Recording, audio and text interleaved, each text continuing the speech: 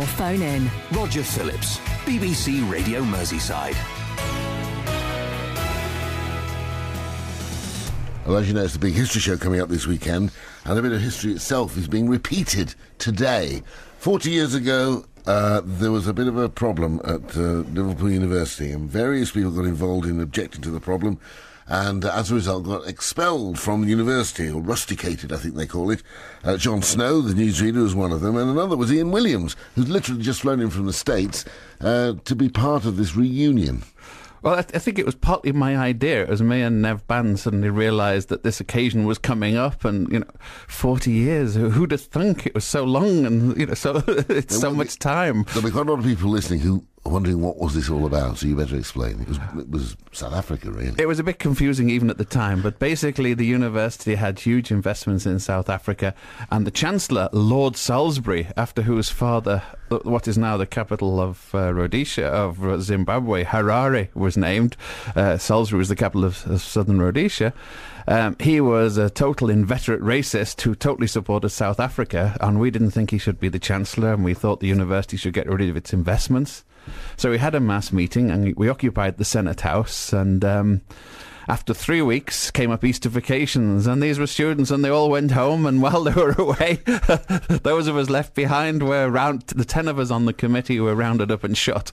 They had a barrister trying us. Really? Yeah, they paid full court, and it was an official court under the Royal Charter. They had a barrister prosecuting us. They paid a university court, especially. Yes. I mean, it operates under a Royal Charter, so they had the court. They dug up all of these parchments in Latin, I suppose, explaining what to do. But, I mean, I don't know what the Latin for a kangaroo court is, but it was a kangaroo court. They knew exactly what they were going to do, because all they did was the security officer took the name of the committee from the wall, and then they just threw the book at the committee. Did the whole committee get rusticated or not? I think Peter Creswell was expelled, who later became the sort of Nalgo officer here. Then I think 9 of us were suspended. 8 of us were suspended for 2 years. Jon Snow, because he was the son of a bishop and considered to be a moderating influence, got 1 year. God bless him. And one other guy who just basically sat there and played his guitar for the duration got a year, because apart from his name being on the committee, no one could really remember him actually doing anything. So it was farcical, but it was the worst and most repressive thing that had been done about the whole student rebellion. And I think what really rankled with us for the last 40 years was the universities never in any way admitted that you're having a racist supporter of apartheid as head of the university was in any way wrong, and we were the wrong ones. There's been some really bad blood in the part of the university when people have attempted to make restitution. And I'm really proud, because we approached the new Vice-Chancellor, and he's offered university facilities for this and said he would have come. He seems he sort of expressed his personal regrets. Yes, so this didn't surprise me. You did win in a sense, because, I mean, apartheid ended in South Africa, but they did withdraw the funds eventually, didn't they? They did withdraw the funds, and I mean, I got a piece in Tribune this week, which is a sort of reminiscent, because the circular bit was...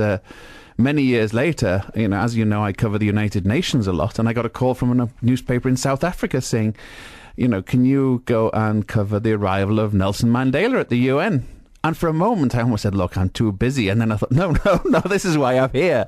So I actually went and interviewed Nelson Mandela and told him what had happened about us 10 and our small part in the downfall of apartheid. So it was nice to sort of swap notes. I mean, his 30 years in Robbins Island counts for a bit more, I think. Being chucked out of Liverpool University hasn't done most of your careers much harm. Pete Creswell did very well, and is doing very well still. Jon Snow, of course, famously well. You ended up, though, as a railwayman, didn't you? Well, what I found afterwards was I was very thoroughly blacklisted. All of us were actually put on the Economic League blacklist. And I do remember in those tempestuous days being at one of the, I think it was a Harold Wilson rally, and one of our known special branch guys sidled up to me. I think he was a famous local boxer. I don't know whether I should mention his name or not. But he sidled up to me and said, "Hello, Ian, I hear you're having difficulty finding a job."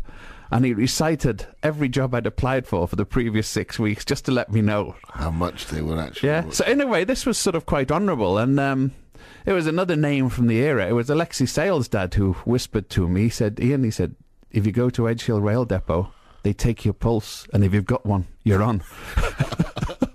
So I did, they did, and I was on, and I sort of stuck in there for 10 years or so. I became full-time in the union. Yes, I was almost expelled from the union. There's a pattern here, deja vu, with Sid Wale, the right-wing General Secretary. You were trying to get rid of him, weren't you? Well, not really, but once he started getting rid of me, I felt that, it was self-defense, and we won in the end there as well. But then you moved on into journalism. Yeah, I got a fellowship to go for almost a year to India, a Nuffield Fellowship studying unions, and while I was there I wrote for The Guardian, Tribune, Labour Weekly, lots of other papers, and I was helped because I fell ill while I was there. It took me a while to recover, but I could write. And that's what I've been doing since. I've written 4 books of my own so far, contributed to many more, and in the States I appear. I'm a left-wing pundit. I appear on Fox quite often, putting my head in the lion's den. Absolutely.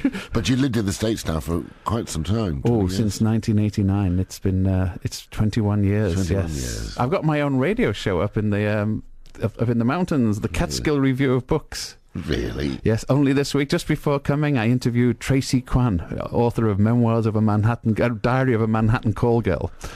You do seem to do. I mean, you do cigars, and you do. You like cigars, and you do rum as well. Well, this is. I brought you a copy of my last one. It's Thank you. Rum: A Social and Sociable History of the Real Spirit of 1776. Beautiful book. And it was not published in the hardback here. I've got the last remaining hardbacks, and I brought one for you.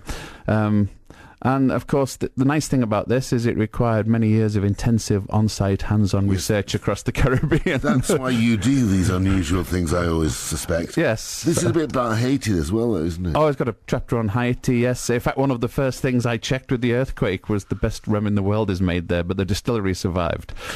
That's not quite the most important thing, I think. Yes, I know. But actually it is, because it's almost the only functioning industry in Haiti. So it actually is economically important. It is extremely important. I mean, they survive even, especially despite, because they refuse to pay bribes, which means that's a serious impediment to business in Haiti. What's going to happen this weekend? You literally just arrived. You come straight from Llantree Station. What happens now? Well, what happens now is I think there's a meeting in pubs this evening of the first wave, and then tomorrow we have a session actually in the old core of the university, the Victoria building, donated by the Vice-Chancellor. It's been beautifully restored. You'll be amazed when you go in there. It's a fantastic restoration. Well, the whole city's been beautifully restored. I mean, I come back every 2 years and there's another tower block on every corner. It's like mushrooms. But this is a restoration, not a yes. So tomorrow we're going to actually have a sort of, it's not quite a service, but it'll be sort of sandwiches and wine, at least I hope, possibly rum. And we'll have sort of some talks and reminiscences. There's a display of all of the posters that were made during the occupation, and we get together because, I mean, some of us haven't seen each other for 40 years. It's going to be a shock, I think, for some of us.